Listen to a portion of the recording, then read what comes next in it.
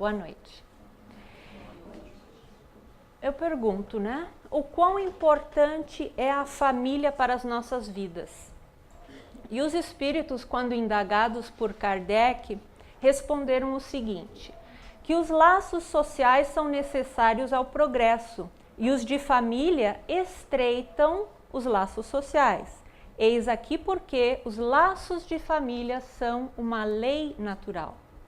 Deus quis que os homens aprendessem assim a amar-se como irmãos. E pergunta ainda Kardec, qual seria para a sociedade o resultado do relaxamento dos laços de família? Onde eles respondem, uma recrudescência do egoísmo. Então, meus irmãos, estas duas respostas da espiritualidade nos dão uma dimensão real da importância da família em nossa sociedade humana. Porque somos ainda muito egoístas, é que viemos no núcleo familiar ter a oportunidade, então, de realizar esse exercício de amor aos nossos irmãos. Nossos laços consanguíneos nos estreitam justamente porque fazem nós querermos permanecer ao lado dos nossos familiares, mesmo que temos desavenças para com eles, não é assim? Porque diante de um estranho, alguém que não é o nosso parente, se tivermos desavenças, o que normalmente fizemos? Nos afastamos, simplesmente. É mais fácil. Mas com os familiares é diferente. Temos uma necessidade inata de procurar permanecer e amar. Mas e será que conseguimos fazer esse exercício de amar? Muitas vezes é muito difícil. As nossas famílias são cheias de problemas. E quem realmente se ocupa com a tarefa do desenvolvimento das nossas relações? Para baixo. Neste livro aqui foi que eu me baseei, tá? A Saúde das Relações Familiares, de Alírio de Cerqueira Filho. Este livro nos dá uma aula fantástica sobre esse assunto e eu recomendaria a sua leitura a todos nós. Ele nos lembra primeiramente que a ideia de uma família perfeita não cabe em nosso atual estágio evolutivo. Encarnamos nesse mundo de provas e expiações e não podemos, por isso mesmo, ter famílias perfeitas. Mas que sim, podemos aperfeiçoar as nossas relações. E mesmo porque é este o propósito de nos reunirmos em grupos familiares. Ele também chama a atenção para o fato de que muitas vezes nós queremos os benefícios de uma família saudável, mas não nos esforçamos ou dedicamos aos investimentos necessários para torná-la saudável. E quais seriam então esses investimentos? Primeiramente, identificarmos as disfunções familiares. Nós trazemos enraizados, muitas vezes, princípios morais equivocados e que provêm tanto da nossa ignorância, pouca sabedoria, quanto das heranças dos nossos pais e da sociedade em que vivemos. Princípios esses, então, que precisamos questionar e elaborar melhor. E isso requer estudo, sim, atenção, é um investimento que fizemos. Segundo lugar, sofremos por essa sociedade moderna, tão descartável em que vivemos. Não gostou, não serve mais, troca, descarta. Não é assim? Não nos dispomos mais a investir no que for preciso para nos ajustar com os espíritos que recebemos no nosso lar. Estes com os quais nos comprometemos, inclusive, previamente. E com os quais temos vínculos muito maiores do que possamos imaginar às vezes. Temos para com eles responsabilidades, mas e será que estamos investindo no trabalho que dá? Muitas vezes não temos paciência outras alegamos falta de tempo por conta da vida material atarefada. As dificuldades são tantas que desanimamos ou nos acomodamos. Mas isso não pode servir de desculpa, porque o convite já foi feito para que aprendemos a nos amar. E se isso é pesado, Jesus fez outro convite.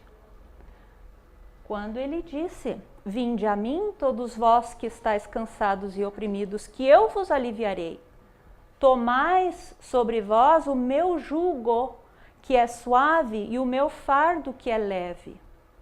Como que Jesus faz isso? Retirando para ele os nossos problemas? Tirando das nossas costas essas dificuldades? Não. Ele ofereceu que tomássemos sobre os nossos ombros o jugo dele, que teríamos sim que nos submeter a algo. Mas o que é jugo? Nós sabemos? O que significa jugo? É isso aqui, ó. Essa canga. Uma analogia de que Jesus usou para se referir a esse instrumento usado nos bois, que serve para justamente submetê-los ao caminho que devem trilhar. E nós também temos então que nos submeter a um jugo, mas o jugo de Jesus é representado pelas leis do Pai, que ele sugeriu que seguíssemos e que são bem mais leves do que as leis dos homens. Mas e será que conhecemos essas leis? A vida desequilibrada é sinal de que algo está errado. E se conhecêssemos as leis do Pai, aprenderíamos a identificar esses erros. Esses equívocos nos levam a sentir na vida a perturbação, a dor, o ódio, o ressentimento. E muitas vezes, por conta disso, nós praticamos atos de desamor. Desamor, todos nós conhecemos.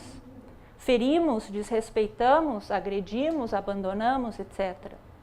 Mas o autor do livro, ele faz outra reflexão sobre aqueles de nós que já não cometemos atos de desamor, mas do que ele chama de pseudo-amor, ou amor que parece, mas não é.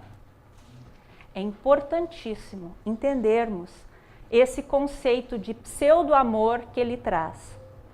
Porque a maioria de nós age dessa maneira.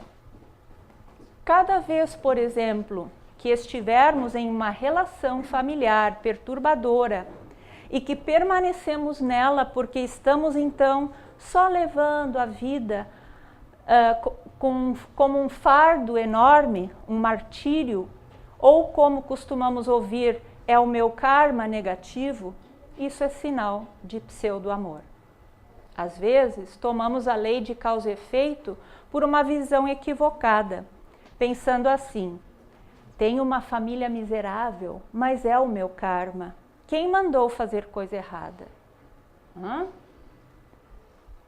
Com esse pensamento, no entanto, nós ficamos no entendimento de que temos a obrigação de aguentar esse martírio, que essa família é para nós, mas não temos que aguentar nada, e sim transmutar.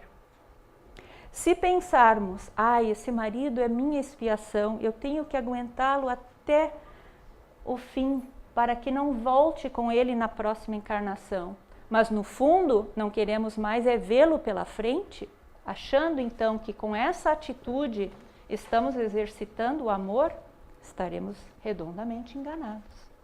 Não há suavidade nisso, concordam? Então, não é por obrigação que amamos. O que fazer então para que possamos efetivamente agir de modo positivo, ou seja, amar?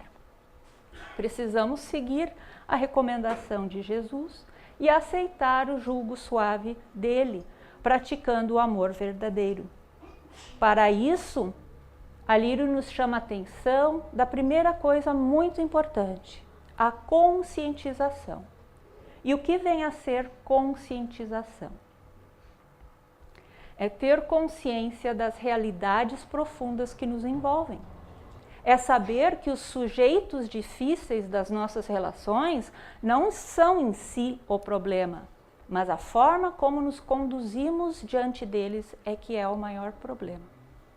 É saber que não somos perfeitos, nenhum de nós. Se fôssemos, não estaríamos encarnados aqui nesse mundo de provas e expiações. É entender da reencarnação e da lei de causa e efeito como algo, não como algo punitivo, mas como instrumentos de aprendizagem e aperfeiçoamento, justamente a isso que se propõe. E como tal, servem para o ajustamento dos equívocos que já cometemos no nosso próprio passado. E por conta, então, dessa compreensão na vida, saber que estamos juntos aqui hoje, nestas posições, ora de mãe, de filho, avós, esposos, etc., mas que não foi sempre assim, ou nesta ordem. Já tivemos papéis até inversos. Entender que somos diferentes, que já galgamos, alguns de nós, milênios e outros menos, em épocas várias. E por isso mesmo damos somente aquilo que já adquirimos, cada um de nós. Aceitar, por exemplo, que temos noções diferentes das coisas, resultado dessas próprias experiências até então vividas ou a falta delas. E é por falta, então, de conscientização que muitas famílias permanecem num mesmo ambiente, convivendo materialmente umas com as outras, sem se renovarem emocionalmente. Estão longe de cumprirem com os propósitos de renovação do amor. E o fardo fica imensamente pesado. Mas Jesus também disse: aprendei comigo, que sou manso e humilde de coração. Mansidão e humildade. São essas virtudes que praticamos em nossas famílias? Muitas vezes, mais vezes não do que sim. É difícil? É, bem difícil. Mas é um exercício que precisa ser feito. Um pouco hoje, um pouco amanhã. Mesmo porque não é possível decretarmos o amor de uma hora para outra. Não, hoje eu vou amar. É difícil. É aos poucos, de conta-gotas, que mudamos. Muitos de nós tentamos ser mansos e humildes de coração, mas na verdade não somos. Fizemos isso só de cérebro, diz Dr. Alírio. Ele nos alerta para o seguinte, que cada vez que nos impusermos uma obrigação de amar, ao invés então de termos sim a consciência do dever, estaremos sendo mansos e humildes só de cérebro. Mas como, né? Como ser manso e humilde diante daquela criatura que já pode ter sido nosso inimigo do passado, ou desafeto, com certeza deve ser, mas que agora é o nosso filho, nosso irmão, nosso pai, algum familiar. Nossa vontade mesmo é de destruí-lo, de odiá-lo. E mesmo que muitos de nós ainda sucumbimos e destruímos, praticando assim o desamor, outros de nós sentimos simplesmente na obrigação de tolerar o sujeito. E o autor do livro coloca que quando é obrigação, é pseudo-amor que praticamos. Aquele que parece amor, mas não é. Aquele onde nos martirizamos e só vamos aguentando a situação, achando que é assim que devemos fazer, por conta então talvez dessas nossas crenças equivocadas sobre como deve ser uma família feliz. Porém, a diferença entre aguentar a família e amar mesmo ela é que o amor é uma realização da vontade espontânea, aquela que provém sim dessa consciência das coisas, dos fatos da vida, e por causa deles agimos com resignação e não com obrigação. Parece que ainda não entendemos muito bem isso ou que é bem difícil nos resignarmos. Mas temos que lembrar que, se não fosse possível exercitarmos esse amor que Jesus nos convida a realizar, Deus não nos teria colocado nos contextos em que nos encontramos hoje. Só nos coloca porque somos, sim, capazes, ou porque essa prática é, sim, possível. Mas, é claro, mais uma vez, requer bastante investimento. A realização do amor em família requer renúncia, dedicação, paciência, perdão e respeito. Esses mais alguns investimentos, e que nem sempre estamos dispostos realmente a fazer, ou porque não sabemos mesmo como fazer. Então, todas essas virtudes, no entanto, também têm a sua versão pseudo-virtude, pseudo-amor. Vamos dar um exemplo. O martírio. O martírio parece renúncia. Dizemos assim: eu tenho que aguentar essa família, eu vou fazer das tripas coração, mas eu suporto esse casamento até o fim. Parece renúncia, mas é martírio. Renúncia não dói tanto assim. É difícil de ser realizada, mas não é assim pesada. Porque ela sabe, tem consciência que, por exemplo, não existem relacionamentos ideais. Porque não são possíveis nesta categoria de planeta.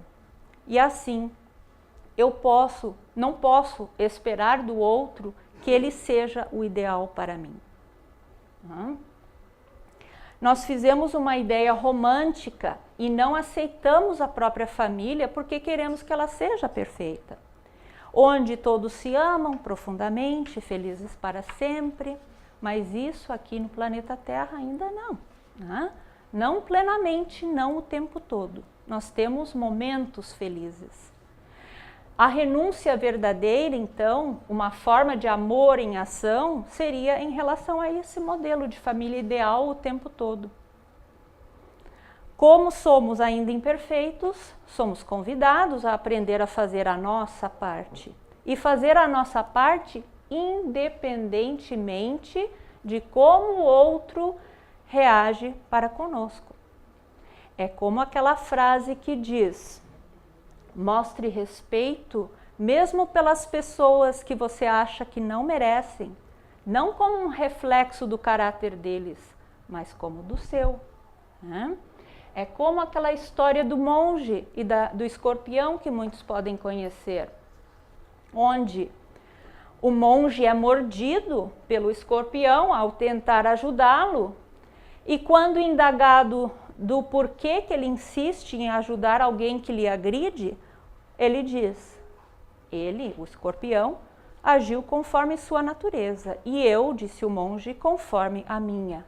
Ou seja, os outros não são obrigados a seguir as nossas ações no bem, os nossos exemplos.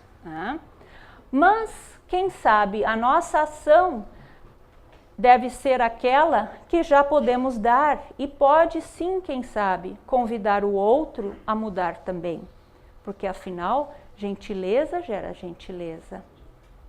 Talvez sim, talvez não. Também eu não posso ter essa pretensão de conseguir mudar o outro, ou de que ele mude ainda nessa encarnação, por exemplo. Mas o fato é que cada um de nós tem a sua tarefa a cumprir. E cada um de nós dá somente aquilo que já adquiriu. Então, voltando à renúncia, eu posso renunciar ao modelo ideal e aceitar os membros como eles são. Cada um com sua particularidade, mais chata, melhor, Trabalhando em mim mesma o exercício da paciência, porque eu entendo que tivemos trajetórias que possibilitaram a cada um de nós somente dar aquilo que nós temos. Ou ainda, que já estivemos juntos em outra existência e criamos sim empecilhos um para o outro e que hoje viemos sanar esses empecilhos.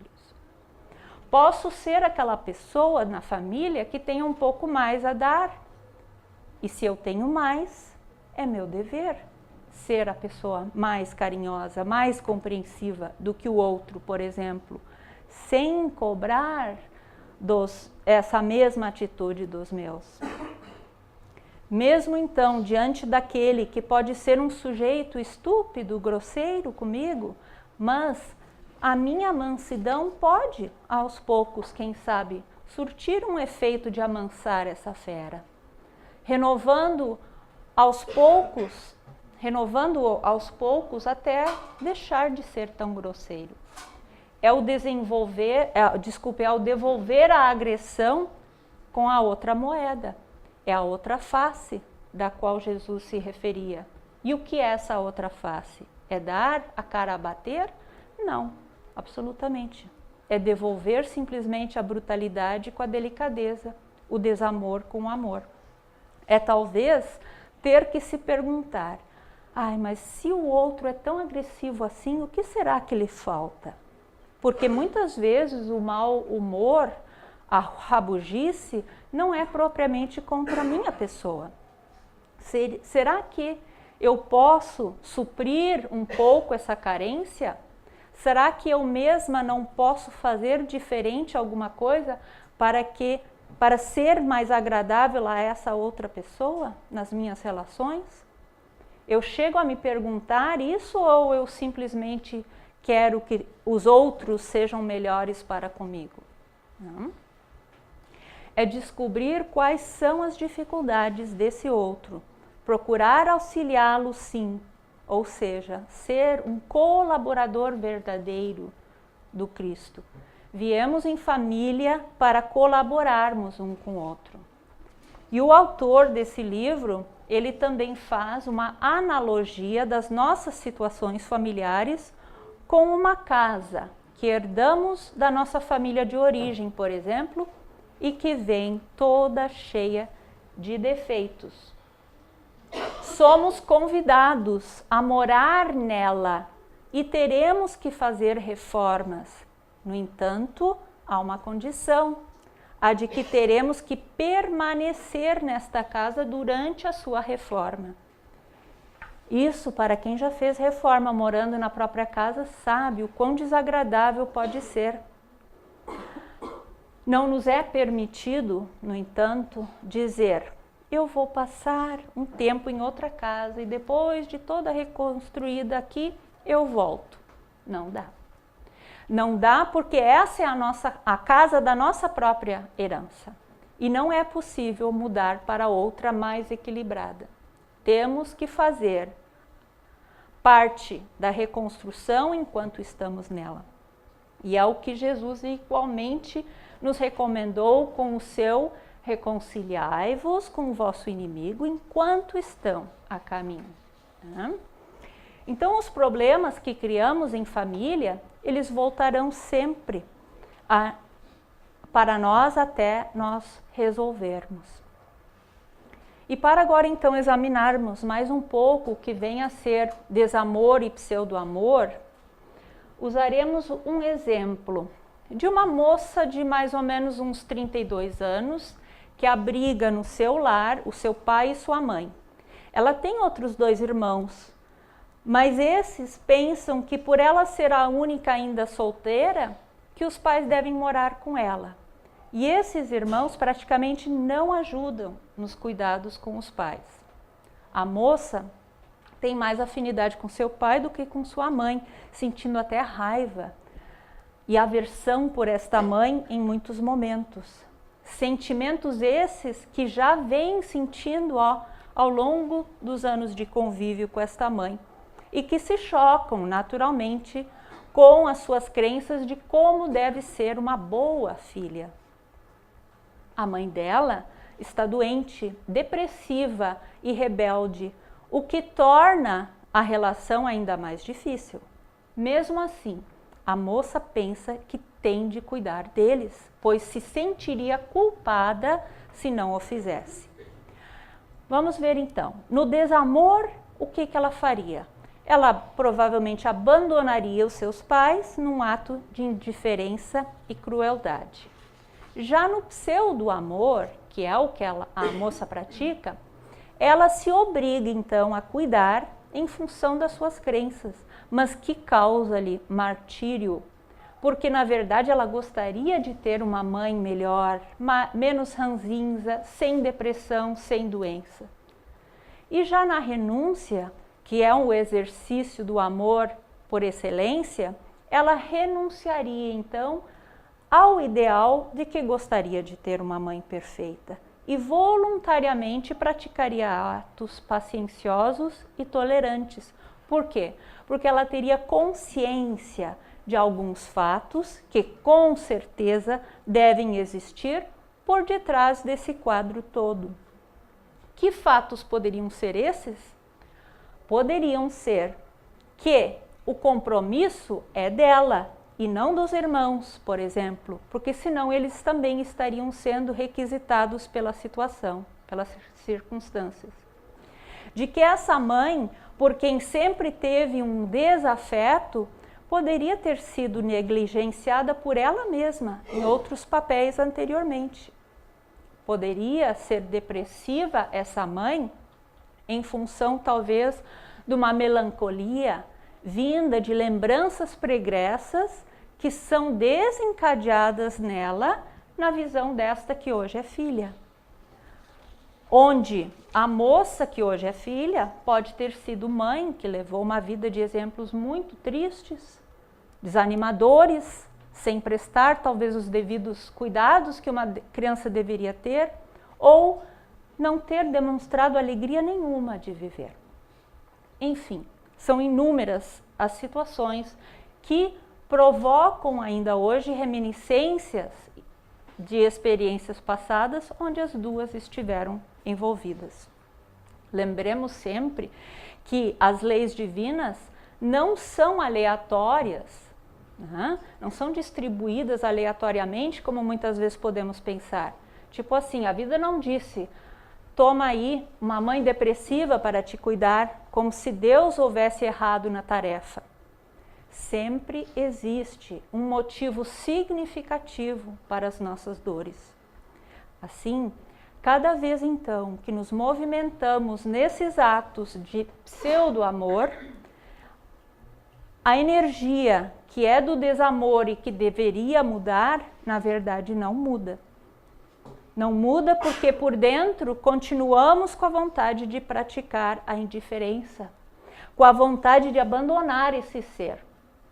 E em vez disso, reprimimos esse sentimento e nos obrigamos ao martírio. São as nossas famosas máscaras.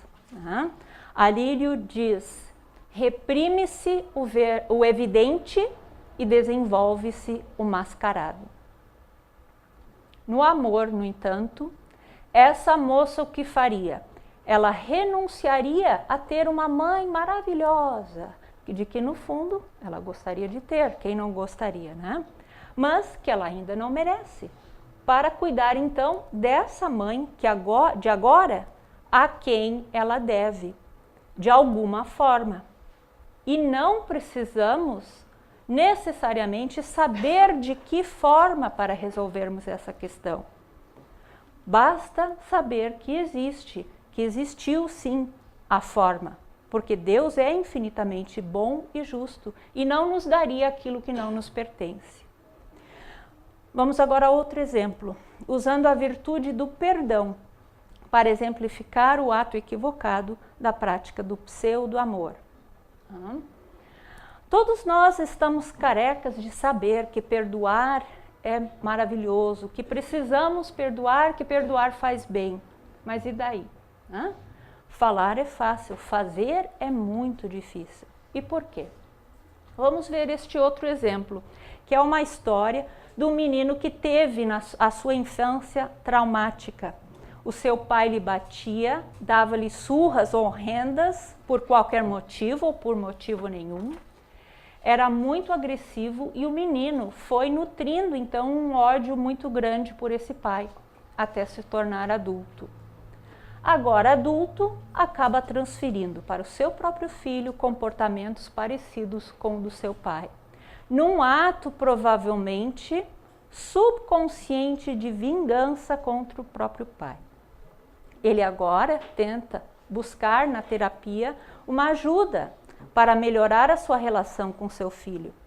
Mas ele alega que não consegue perdoar o seu pai. Tem muita mágoa, ressentimento dele, mesmo sabendo que isso não é certo.